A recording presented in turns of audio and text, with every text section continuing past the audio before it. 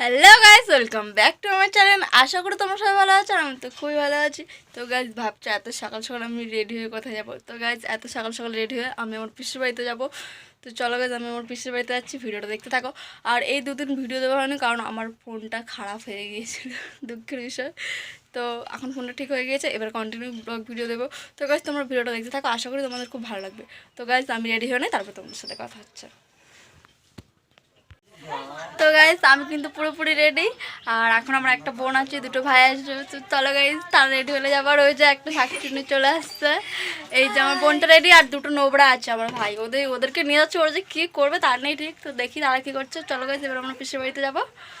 তো গাইস দেখতে পাচ্ছ আমরা রাস্তায় বেরিয়ে পড়েছি। আর আমার একটা ছোট ভাই, ও তো রেডি হচ্ছে। তো মানে আমি জানি মেয়েদের দেরি হয়, কিন্তু ছেলেদের দেরি হয় সেটা তো আমি জানি না। হ্যাঁ, আর ও এত বাচ্চা, ওকে আমি তোমাকে দেখাচ্ছি একটু পরে, দেখি রেডি হয়ে আসুক। ওর রেডি হচ্ছে, ও আমাদের সবার আগে স্নান করেছে আর ওরই দেরি হচ্ছে। চলো গাইস, ও রেডি হলেই আমরা চলে যাবো। ওই নোংরাগুলো যাচ্ছে, আর একটা আছে আকাশ, ওর কি কান্না, বাপরে বাপ, ওকে নিয়ে যাচ্ছিল দেখতে না। দেখতে পাচ্ছ এই যে তিনটে নোবরা, এই যে পুচকাটা ভাব দেখো, ওর তো মেয়ে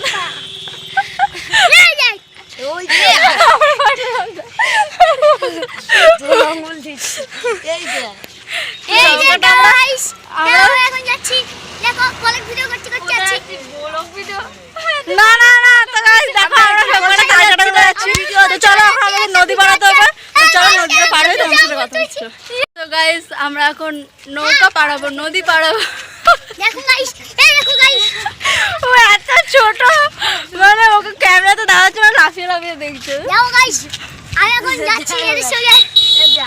তো গাইস দেখতে পাচ্ছ ওটা কিন্তু ভবানীপুর ঘাট। আর এখন আমরা এই ভবানীপুর ঘাট পার হয়ে যাব ওপারে। ওপার থেকে আবার ভ্যান ধরে যেতে হবে গাবতলা ঘাট। তো গাবতলা ঘাট থেকে আবারও একটা নদী পার হতে হবে। কিন্তু এটা গাইস আমাদের ভবানীপুরের ঘাট। আর দেখতে পাচ্ছ নদীতে কিন্তু জল নেই, শুকিয়ে গিয়েছে, কারণ এখন ভাটা চর পড়ে গিয়েছে। তার জন্যে বাঁশের যে সাঁকোটা বানিয়েছে সেটাতেই এখন পার হতে হবে। আর নদীতে অনেক কম জল, এখন ভাটা। আর আমাদের প্রায় দিনই এরকম এখন সমস্যা হচ্ছে অনেক। আমাদের নদীটা এখানটাই করতে চর পড়ে গিয়েছে। তো গাইস তোমরা দেখতেই পাচ্ছ আমাদের নদীতে একদমই জল নেই, আর নদীতে ভাটা হয়ে গিয়েছে, আর বোটগুলো ডাঙায় উঠে আছে। তো আমরা এখন নৌকা পার হচ্ছি।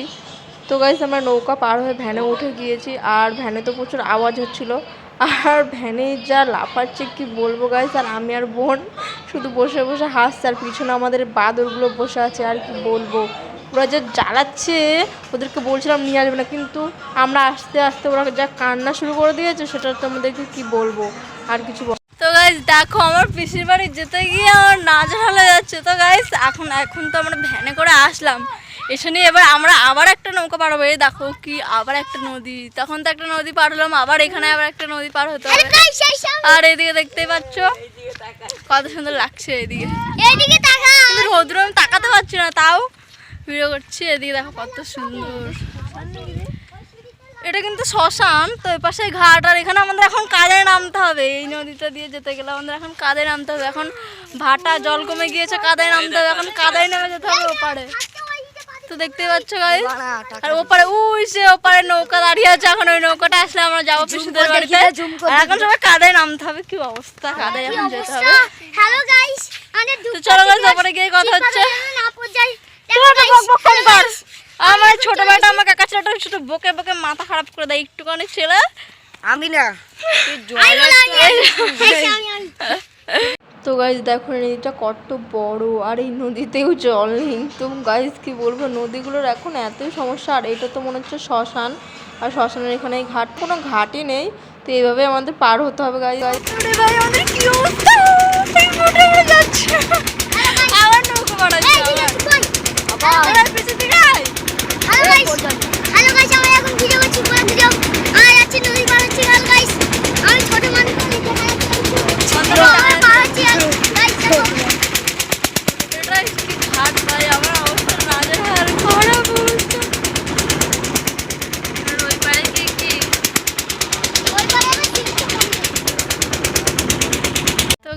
এখন নৌকা পার হলাম আর এবার আমরা হেঁটে হেঁটে যাবো এই রোদ দূরে। আমি কোন জঙ্গলে আর কোন মরুভূমিতে যে আসছে, কোন মরুভূমিতে আমি যাচ্ছি ভগবান।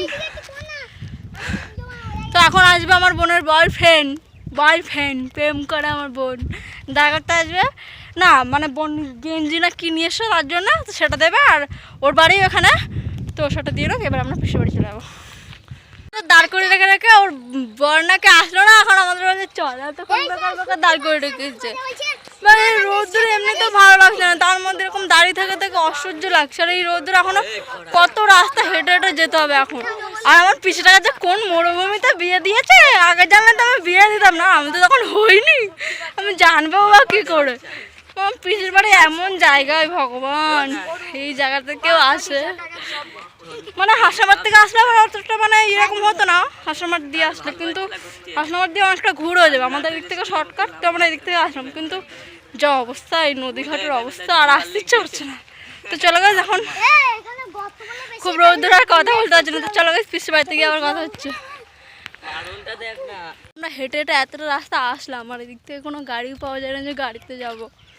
তো পিসেদের বাড়ি এখন অনেকটাই দূর, এখনও পিসেদের বাড়ি দেখতে পেলাম না। তো চলো গাইস। তো গাইজ দেখতে পাচ্ছ এখানে শুধু জলকার আর ভাটা আর নদী। আর আমি যখন এসেছিলাম তখন তো এই রাস্তাটা হয়নি, এখন রাস্তাটা হয়ে গিয়েছে, ভালোই হয়েছে।